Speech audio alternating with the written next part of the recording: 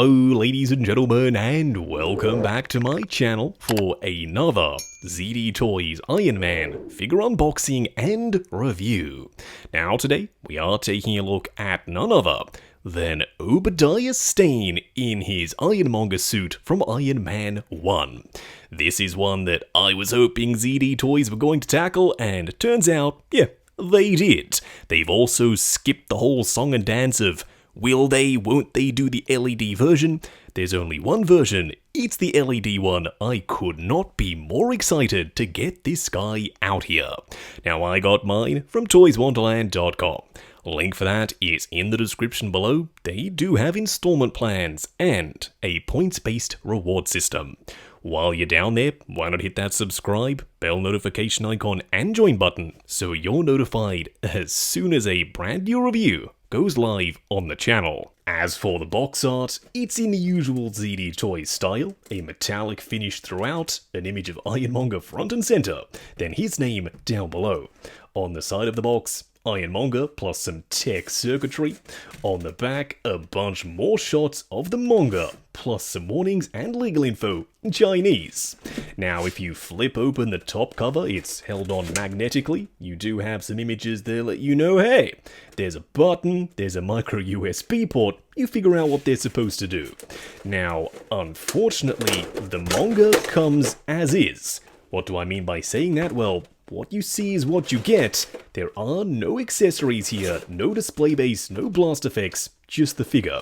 Now, for us, that's maybe a good thing because we can skip right to the good part. What we're going to do now is pop Ironmonger on the turntable and take a closer look. Standing straight up and down in the light box, no crazy poses or accessories or anything like that.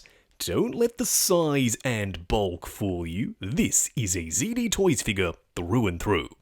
What does that actually mean though? Well, the stuff that they do really well, such as proportions and sculpt and paint, yeah, they've killed it here too. But the things that they don't do so well, such as articulation and, in this instance, not including a ton of accessories, kind of frustrating considering this is one big beefy boy. He comes with the LEDs. It would have been awesome to have swap out hands and maybe a flight stand and blast effects, but no, they kept it relatively simple. Overall though, the figure himself is still really good. Up close and personal, kicking things off with the helmet first. It looks exactly like the Ironmonger, no complaints from me. I love the shape, I love the size, it fits in proportion to the massive body.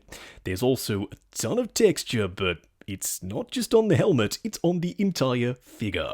It makes it look like pitted, mottled, weathered metal, but it's all plastic. There's also, surprisingly, a ton of paint here. There's a gunmetal base layer, there's some silver dry brushing, but also some silver airbrush shading that you can only see in certain lighting conditions, but right here on the chin and on the shoulder pad, oh yes, you can absolutely see it. There's also some bright silver sections, and the arc reactor, even though it's teeny tiny, it does have some copper around the edges, plus some silver in the middle. Around the back, there's a ton more sculpt work and paint. You also have these little pistons that for some reason can move in multiple directions. Not exactly sure why they're there, but they are, and they are functional. Up top, these ones look like they're functional, but they're not. They're just for show. They do have pins, and technically they could move, but everything up here is locked in position. You also have some more of that purple shading throughout, and a very obvious looking panel.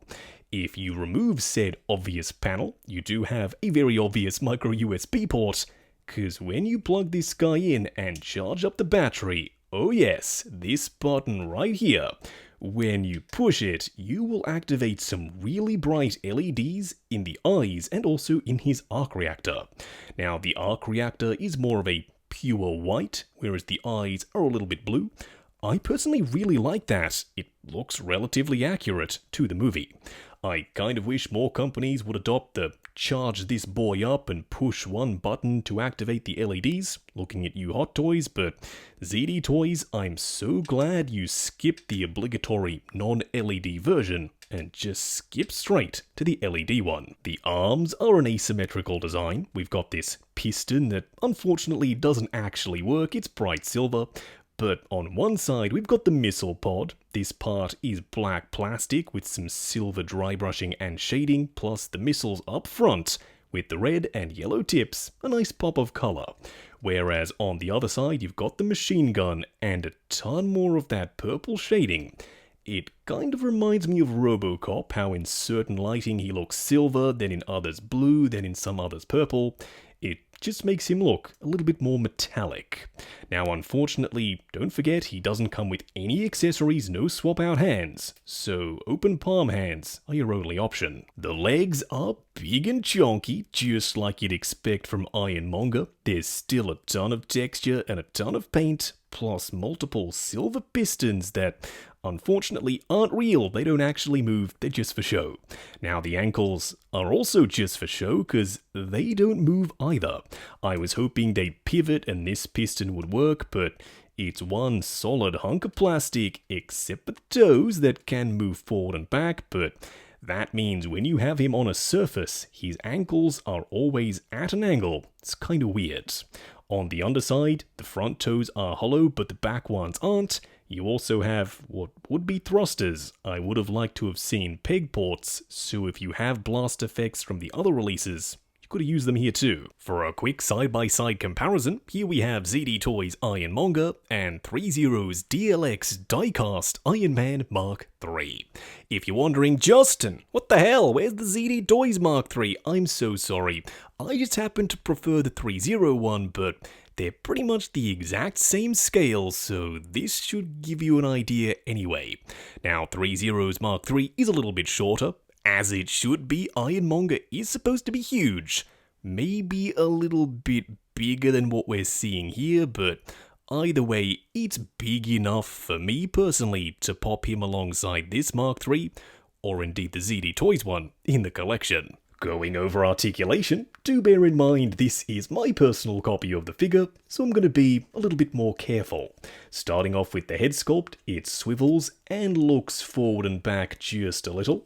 The arms do go out to there, forward and back at the shoulder, swivel at the bicep, single bend at the elbow that maybe gets you to 45. You also have a swivel for the wrist. The torso does swivel left and right, the legs do drop down, they do hinge forward and back, going out to there, going forward to there. You do have a double bend at the knee that also maybe gets you to 45, one bend up above, then another down below. Now for the ankle, you get nothing. It's a solid hunk of plastic. You can, however, move the front toe and the back toe, but other than that, it's fixed. Wrapping up on the ZD Toys 1/10 scale Iron Monger from Iron Man 1. So, let's break it down. We'll talk about the negatives first. He doesn't come with any accessories, so no swap out hands, no blast effects, no display base. He also doesn't come with the micro USB cable to actually charge up the battery inside him, also really annoying, and the articulation is terrible. You get nothing at the ankles, the head barely moves, and on a character this big you want him to look down at Iron Man, but he simply can't do that. Really frustrating when it comes to posing. Now, the good stuff, I love the sculpt, I love the texture, and the paint is stunning. It's going to be up to you to decide whether or not the pros outweigh the cons, or vice versa. For me, I'm still really glad I have him. He's a big, chunky piece of plastic, and he's going to look really good alongside 3Zero's Mark III. Now, I got mine from toyswonderland.com. Link for that is in the description below. They do have installment plans and a points-based reward system. While you're down there, why not hit that subscribe, bell notification icon, and join button if you like the sound of seeing your name in the end credits of my reviews. Like, comment, and subscribe, and we'll catch you in the next video.